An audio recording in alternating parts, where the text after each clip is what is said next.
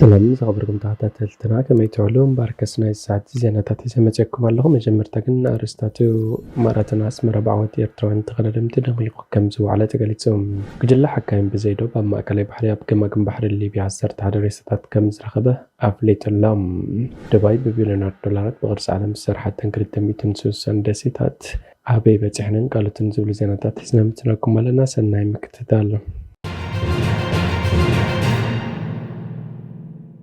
ማራቶን ኣስመራ ብዓወት ኤርትራውያን ተኸዳደምቲ ደሚቑ ውዕሉ ሰንበት 9 ሰነ 2024 ናብ ዝተኻየደ ውድድር ማራቶን ኣስመራ ኤርትራውያን ተወዳደርቲ ዓወት ሃብተን ናዝሬት ወልዱን ቀዳሞት ብምውፃእ ተዓዊቶም ኣብ ከተማ ኣስመራ ዝተኻየደ ብስም ማራቶን ኣስመራ ዝተሰመየ ውድድር ካብ ወገን ደቂ ተባዕትዮ ዓወት ሃብቲ ቀዳማይ ብምውፃእ ተዓወቲ 90,000 ናቕፋ ክኸውን እንከሎ ኣብ ውድድር ደቂ ተባዕትዮ ማራቶን ኣብ ኤርትራ ወፃኢ ካብ ደገ ዝመፁ ተወዳደርቲ ተሳቲፎም እዮም ካብኣቶም ሓደ ካብ ኬንያ ሓደ ካብ ኡጋንዳ ሓደ ካብ ደቡብ ሱዳን ዝርከቦም ተወዳደርቲ ተሳቲፎም መንበሮም ተሓበሬታ ይርድእ ኣብ ጉያ ማራቶን ደቂ ኣንስትዮ ኣብ ዝተኻየደ ውድድር ናይ 10,000 ሜትሮ ኸ ኦሎምፒካዊት ተወዳዳሪት ኣትሌት ናዝሬት ወልዱ ቀዳመይቲ ብምውፃእ ተዓዊታት ኣሎ ቀዳመይቲ ብምዃን ነቲ ውድድር ከም ዝዛዘመት ተኽፍለጥ እውን ተኻኢሉሎም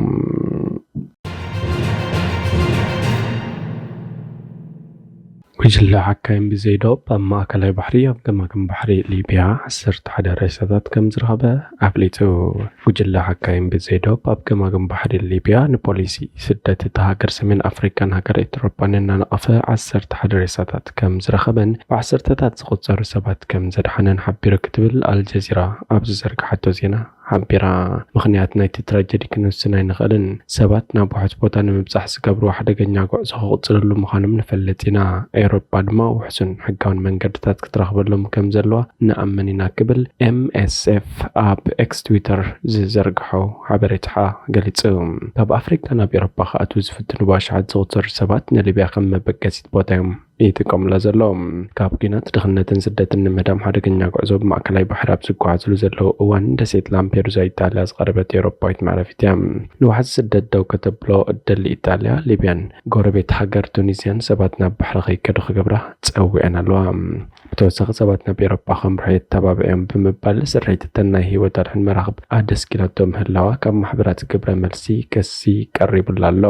እዚ ኣብ ማእከላይ ባሕሪ ዝርከብ መስመር ኣብ ዓለም እቲ ዝኸፈ ሓደገኛ መሳገር ስደተኛታት ኮይኑ ሕብረት ሃገራት ካብ 2014 ጀሚሩ ኣብ ከባቢ ልዕሊ 20,000 ሞትን ምጥፋእን ከም ዝተመዝገበ ይሕብር ኣብ ዓመት 2023 ለ3,000 ስደተኛታት ነቲ መስመር ኣብ ዝጥቀምሉ ዝነበሩ ከም ዝጠፉ ሃገራዊ ትካል ስደተኛታት ሓቢሩሎም መሰረት ፀብጻብ ሚኒስትሪ ውሽጣዊ ጉዳያት ኢጣልያ ኣብ 2024 ቁፅሪ ናብቲ ሃገር ዝኣተዉ ሰባት ካብ መጀመርታ ዓመት ትሕቲ 21,800 ወሪዱሎ ኣብ ዝሓለፈ ዓመት ኣብ ተመሳሳሊ እዋን ናብ 53,300 ዝኾኑ ሰባት ብምእታው እቲ ሃዝ ክነፃፀር ከሎ ምቕናስ ከም ዘሎ እቲ ፀብጻብ የመልክት ሩስያ ንማህስቲ ዝተረቐቐ ሚሳይላት ብሓደት ሃገር ትኸስስ ኣላ ተባሂሉ ፕሬዚደንት ሩስያ ቭላድሚር ፑቲን ሃገሩ ካብ ፍጥነት ድምፂ ብ5 እጥፊ ዝውንጨፍ ወታደራዊ ብረት ኣብ ምስራሕ ኣብ ዓለም ኣብ ቅድሚት ከም እትስራዕ ብተደጋጋሚ ክገልጽ ስማዕ እዩ እንተኾነ ብኣንጻሩ ብዙሓት ሩስያ ኣብ ምፍራይ ኣፅዋር ፀብለል ንኽትብል ብሞያኦም ክሰርሑ ዝፀንሑ ሩስያውያን ተመራመርቲ ኣብ ዝሓለፈ ዓመታት ኣብ ቤት ማእሰርቲ ክዳግኑ ተራእዮም እዮም መብዛሕትኦም ካብዞም ብመንግስቲ ሩስያ ዝተኣስሩ ተመራመርቲ ብዕድመ ዝደፍኡ ኮይኖም ሓደ ብሕማም መንሽሮ ሓሚሙ ተመግዲሩ ከሎ ካብ ዓራቱ ናብ ቤት ማእሰርቲ ተወሲዱ ነዊሕ ከይፀንሐ ዝሞተ ይርከቦም እቲ ካልእ ኣብ ቤት መንግስቲ ሩስያ ተኣሲሩ ዘሎ ተመራማሪ ወዲ 68 ዓመት ቭላዲስላቭ ጋልኪን ኮይኑ ኣብ ሚያዝያ 2023 እዩ ገጾም ብማስክ ዝተሸፈኑ ሰብ ብረት ናብ ገዝኡ መፅኦም ናብ ቤት ማእሰርቲ ኣትዮም በዓልቲ ቤት ጋኪን በትካል ፀጥታ ሩስያ FSB ብዛዕባ ማእሰርቲ በዓል ቤታት ትንፍሽ ከይትብል ከም ዘጠንቀቕዋ ትዛረብ ካብ 2015 ጀሚሮም ኣብ ምስራሕ ዝተረቐቐ ኣፅዋር ተዋፊሮም ዝፀንሑ 12 ተመራመርቲ ተኣሲሮም ኣለው ኩሎም ካብ ሓደ ሃገር እዮም ዝኽሰሱ ኣብቲ ክስን ሃገራት ወፃኢ ሃገራዊ ምስጢር ሓሊፍኩም ሂብኩም ዝብል ይርከቦ ሩስያ መስራሕ ፍርዲ ዞም ተመራመርቲ ኣብ ዕፁብ መጋባእያ ተካይዶ መንግስቲ ሩስያ ተኸሶም ከቢድ ካብ መባል ሓሊፉ ዝሃቦ ዝርዝራዊ ሓበሬታ የለን ካብ ድምፂ ብ5 እጥፊ ዝውንጨፍ ሚሳይል እዚ ናይ ሃይፐርሶኒክ እናተባህለ ዝጽዋዕ ዓይነት ሚሳይል ካብ ፍጥነት ድምፂ 5 እጥፊ ዝጓዓዝ ኮይኑ ኣብ ሰማይ እናተወንጨፈ እንከሎ አንፈት ክቕይር ዝኽእል ኣዝዩ ምዕቡል ወተሃደራዊ መሳርሒ እዩ። ኣብቲ ምስ ዩክሬን ተካይዶ ዘላ ኩናት ክልተ ዓይነት ሃይፐርሶኒክ ኣብ ረብሓ ውዒላ ኣላ። ዝኾነ ሃይፐርሶኒክ ኣብ ምምዕባል ክሰርሑ ዝጸንሑ ተመራመርቲ ተኣስር ዘላ። ጋልኪን ኣብ ሚያዝያ ምስ ተኣስረ ኣብ ተመሳሳሊ መዓልቲ ምስ ጋልኪን ኣብ ብዙሕ ምርምራት መላፍንቱ ዝነበረ ቫለሪ ዚቪጋስቲቭን ኣብ ቀይዲ ኣትዩሎም። መንግስቲ ሩስያ ትውንን ማዕከን ዜና ታስ ቫለሪ ዚቪጋስቲቭ በቲ ኣብ 2021 ኣብ ናይ ኢራን መጽሔት ዝጸሓፈ ጽሑፍ ተኣሲሩ ክኸውን ከም ዝኽእል ትገልጽ። ኣብታ መጽሔት ቫለሪ ዚቪጋስቲቭ ብዛዕባ ፍጥነት ዘለዎም ወተሃደራውያን ብረታት ኣብ ዝምልከት ብኸመይ ክስራሕ ከም ዝኽእል ምርምራዊ ጽሑፍ ኣቕሪቡ። ብዙሓት ሩስያውያን ተመራመርቲ ክእሰሩ ምስ ጀመሩ ሰራሕተኛታት ኢንስቲትዩት ኦፍ ቴዎሬቲካል ኤንድ ኣፕላይድ ሜካኒክስ ነቶም ዝተኣስሩ ኣባላቱ ዘለዎ ደገፍ ብምግላጽ ንሃገሮም ወትሩ እምነት ምንበሮም ገሊጹ። እቲ ናብ ካልእ ሃገራት ኣሕሊፎም ሂቦም ዝተባህሉ ምስጢር ብተደጋጋሚ ተመርሚሩ ዝኾነ ሓሊፎሞ ዝርከብ ምስጢር ከምዘየለዩ ITAM ዝሕብር ዘሎ ትካል ሕግን ሰብኣዊ መሰላትን ሩስያ እቶም ተመራመርቲ ብሃገራዊ ክሕደት ከኽስሶም ዝኽእል ነገር ከምዘየለይ ዝገልጽ። መንግስቲ ሩስያ ግን ተመራመርቲ ምእሳር ሎሚ ይኮነን ጀሚሮ። ኣብ 2016 ንወዲ 83 ዓመት ቭላድሚር ላፕኪን ን4 ዓመታት ድሕሪ ምእሳር ኣብ 2020 ፈትሕዎ። ቭላድሚር ላፕኪን ኣብ ትካል ጠፈር ሩስያን 46 ዓመት ዝሰርሐ ምኩር ተመራማሪ እዩ። ቭላድሚር ላፕኪን ሓደ ኣገዳሲ ሰነድ ናብ ቻይና ሰዲዱ ተባሂሉ ተኣሲሩ እንተኾነ ኣብ መወዳእታ ዝኾነ መርትዖ ከምዘይተረኽበዮም መቕረቡ ዝሕብሩ። ቭላድሚር ላፕኪን ድሕሪ ምፍትሑ ምስ ቢቢሲ ኣብ ዝገበሮ ቃለ መሕተት መንግስቲ ሩስያ ዋላ ነቲ ኣብ መጽሔት ዘወፀ ቆልዑ ጽሑፋት እዮም ብጥርጣረ ዝርእይዎ ክብል ተዛሪቦም። እቲ ካልእ መንግስቲ ሩስያ ኣብ 2022 ዝተኣስረ ተመራማሪ ኣብ ዲሚትሪ ጎልኮር ኮይኑ ኣብ ሌዘር ፊዚክስ ዝሰርሕ ዝነበረ እዩ። ክእሰር እንከሎ መንሽሩ ሓሚሙ ኣብ ሆስፒታል ነይሩ። ወዲ 54 ዓመት ዲሚትሪ ኮልከር ድሕሪ ማእሰርቱ ድሕሪ 2 መዓልትታት ይሞቱ። ምእሳር እዞም ተመራመርቲ ብብዙሓት ሩስያውያን ተቃውሞታት ተሳዒብሎም። ኣብ ገለ ኣጋጣሚታት ላዕለዋይ ቤት ፍርዲ ነጻ ዝበሎም መንግስቲ ሩስያ ዝኣስሮም ተመራመርቲ ከም ዘለውን ይግለጽ እዩ። ብዙሓት ትካላት ሰብኣዊ መሰላት ኔቶ መንግስቲ ሩስያ ኣብ ልዕሊ ተመራመርቲ ዝገብሮ ዘሎ ጃምላዊ ማእሰርቲ ክኾንዎ ይረኣያ ኣለዋ።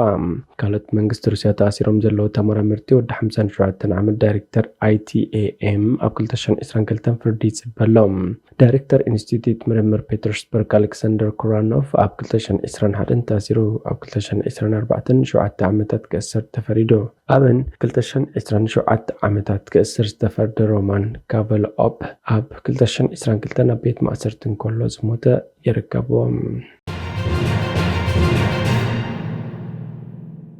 ዱባይ ብቢልዮናት ዶላራት በቅርሲ ዓለም ዝሰራሓተን 260 ደሴታት ኣብ ጽቡቕ ደረጃ ከም ዘለዋ ተገሊጹ። ኣብ ዝሓለፈ 10 ዓመታት ዱባይ ብዓበይቲ ፕሮጀክትታት ንዓለም ከተገርማ ጸኒሓ እያ። ካብ ዓለም እቲ ዝነውሐ ህንጻ ቡርጅ ካሊፋ ኣብ ዱባይ ዘሎ ኣብ ዓለም እቲ ዝበለጸ በዓል 7 ኮኸብ ሆቴል ቡርጅ አል ዓረብ ኣብ ዱባይ ዘሎ እቲ ብቅርጺ ዓርከብ ኮባይ ኣብ ውሽጢ ባሕሪ ማቅለያ ዘይብሉ ውቁብ ህንጻታት ዝተሰርሐ ሰብ ዝሰርሖ ደሴት ኣብ ዱባይ ዘሎ እንተኾነ ዱባይ ብቅርጺ ዓለምን ክፍለ አህጉራትን ኣብ ውሽጢ ባሕሪ ዝሰርሐቶ 260 ደሴት መጀመርታ ኣዝዮም ህቡባት ናይ ዓለምና ኣብቲ ሰብ ዝሰርሖ ደሴት እኳ መሬትን ኣባይትን ገዚኦም እኳ እንተነበሩ እታ ደሴት ከም ዝተዘመረላ ኣይቀጸለትን። እታ ደሴት ንዝሓለፈ 20 ዓመታት በረውረው እያ ኢላ ዘላ ብምኽንያታት ከም ዝሳቢዮም ብቅርጺ ዓለም ዝተሰርሐ ደሴታት እቲ ዓለም ዝተሰመየት ብሰብ ዝተሰርሐ ደሴት ብ260 ደሴታት ዝቖመት ኮይና ውሽጣ ብቅርጺ ኣፍሪካ፣ አንታርክቲካ፣ ኤስያ፣ ኤውሮጳ፣ ሰሜን ደቡብ ኣሜሪካን ኦሽያንን ዝቖመት እያ። ካብ ገማግም ናብ ውሽጢ ባሕሪ ድማ 4 ኪሎ ሜትር ርሕቕ ኢላ ተሰሪሓ። ኩለን እተን ደሴታት ከከም ተደኪናሉ ዘለዋ ስም ሃገራት ከተማ ወይ ዞባ ተዋሂብዋን እዩ። መንግስቲ ዱባይ ነተን ደሴታት ቢልዮናት ዶላራት ኣውፂኡ ክሰርሐን እንከሎ ዓበይቲ ትካላት ዓለም ኣብተን ደሴታት ሆቴላት፣ ኣብያተ ምግቢ፣ መዘናግዒ ማዕከላትን ኣዝዮም ውቁባት መንበሪ ኣባይትን ከይሰርሓየን ዝብል ግምት እዩ ነይርዎ። መንግስቲ ዝድገፍ ናኬል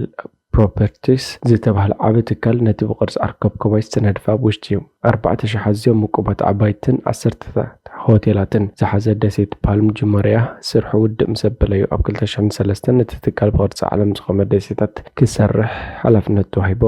እዘን ደሴታት ንዱባይ ተወሳኺ 330 ኪሎ ሜትር ገማግም ባሕሪ ንኽህልዋ ዘኽእላየን። ብዘይካዚ እቲ ብሸነኽ መሓመድ አልመኽቱም ዝተመረቐ ዓብይ ፕሮጀክት ንዱባይ ዝያዳ መስሕብ በጻሕቲ ንኽትከውን ክኽእል እዩ ተባሂሉ ተኣሚኑሉ ኣሎ። ብኸመየን እዘን ተሃኒፀን እተን ብመንግስቲ ዝድገፍ ናኬል ፕሮፐርቲስ ዝተባህለ ዓብይ ትካል እቲ ትካል ምርቕ ምስ ኣበለ ኣብ 2003 ቀልጢፉ ይስርሑ ጀሚሩ። تنسب السرعة دسيتات أو وشتي بيرشيا سمت 321 مليون كيوب متر حصين تسرحن تمرمر تسنة كبابنة حصة مسقحات أوش مت بيرشيا أزيو بزح كورال كم زعما ينقفهم تكالنا كالجن زخون تحت ما يوفطرات نخيفة نقولن كورالات نخيبرسن كل زكالو كم زجبرن أبكال جلبوتا تطون نت كورال بزي أنوتنا بكال وتا كم زج عزونيو زحبر سلام باركس خبركم تغطاتلتنا نيسات زينا مثلا نابزي في التم حد زيناتات مكتتال سبسكرايب شير لايك كومنت مقبرايتو سيكم سلام